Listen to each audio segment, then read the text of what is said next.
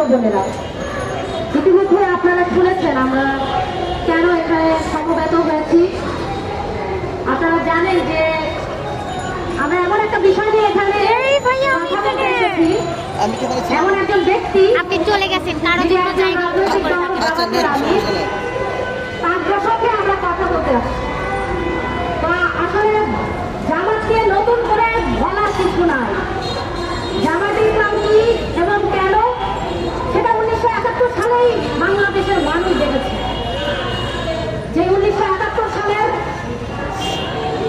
পাক হানাদারদের তাদের যারা দোষর ছিল এই জামাতে ইসলাম, তারা বাংলাদেশের যেই নারীদেরকে তুলে দিয়েছিল ওই হানাদারদের কাছে।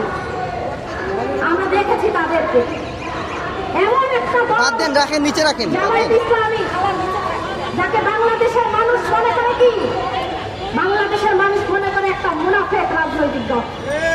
সকালে এক কথা বলে, বিকালে এক কথা বলে, রাতে এক কথা বলে। কুমিল্লায় গিয়ে বলে কুমিল্লা বিভাগ চাই, নোয়াখালীতে গিয়ে বলে নোয়াখালী বিভাগ চাই। এমন একটা রাজনৈতিক দল যার কাছে এখন নারী নেতৃত্ব হারাম, কিন্তু যখন খালেদা জিয়ার নেতৃত্বে তারা মন্ত্রী পেয়েছিল তখন ছিল আরাম। এখন তাদের কাছে নারী নেতৃত্ব হয়ে গেছে হারাম। এইরকম একটা মুনাফিক দল হচ্ছে জামায়াতে ইসলামী। তারা বলে, তারা কি বলে যে তাদের এক স্যান্ডেল হ্যাক হয়েছে, অথচ একই কথা জামায়াতের আমির আল জাজিরায় গিয়ে যখন বলে তখন কিন্তু বুঝে যায় এইসব হ্যাক, এগুলো সব নাটক। আমরা দেখি এরপর তার সাধারণ সম্পাদক তিনি একই কথা বলেন, তারপরে বলেন সেটাও নাকি হ্যাক। তারা এইসব হ্যাকের নাটক করেন।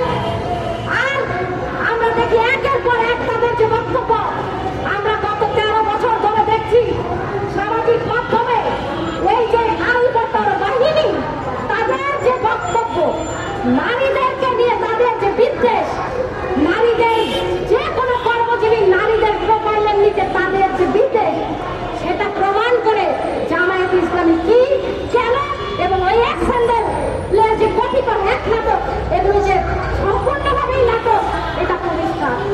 আপনারা জানবেন যে একজন জামাতের প্রার্থী তিনি এই ঢাকা বিশ্ববিদ্যালয়ের কি ভাষায় আক্রমণ করেছে ঢাকা বিশ্ববিদ্যালয়ের নারীদের। কারণ তারা হয়তো ভুলে যেতে পারে এই বাংলাদেশ মুক্তিযুদ্ধের মধ্য দিয়ে হয়েছিল বাংলাদেশ, লাখো লাখো শহীদের রক্তে রঞ্জিত এই বাংলাদেশ।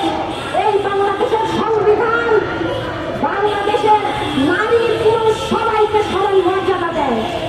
আমরা বাংলাদেশের নারীরা ওই জামায়াতে ইসলামের আমিরের উপদেশ আর অনুগ্রহ নিয়ে চলি না। আমরা যেইটা অর্জন করেছি, যে মর্যাদা অর্জন করেছি, সেই মর্যাদা আমাদের দিয়েছে বাংলাদেশের সংবিধান। সেই সংবিধান লাখো শহীদের রক্তের মধ্যে দিয়ে অর্জিত।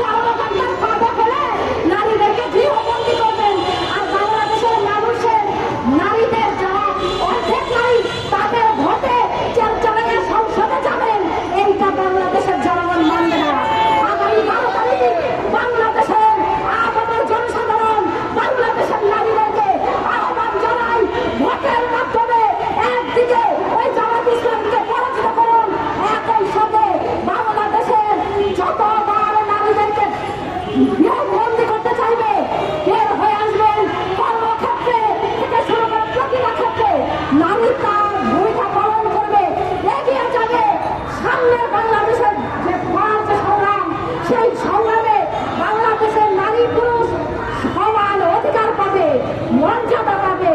আপনাদের তথাকথিত সম্মানের পরোয়া বাংলাদেশের কৃষক শ্রমিক মেহনতি নারীরা করেনি, আগামীতেও করবে না। সেই লড়াইয়ে আপনারা সকলে সমবেত হবেন, সেই আশাবাদ ব্যক্ত করে বাংলাদেশের কমিউনিস্ট পার্টির পক্ষ থেকে সকলকে সংগ্রামী অভিনন্দন জানিয়ে আমি আমার বক্তব্য এখানে শেষ করছি। ধন্যবাদ সবাইকে।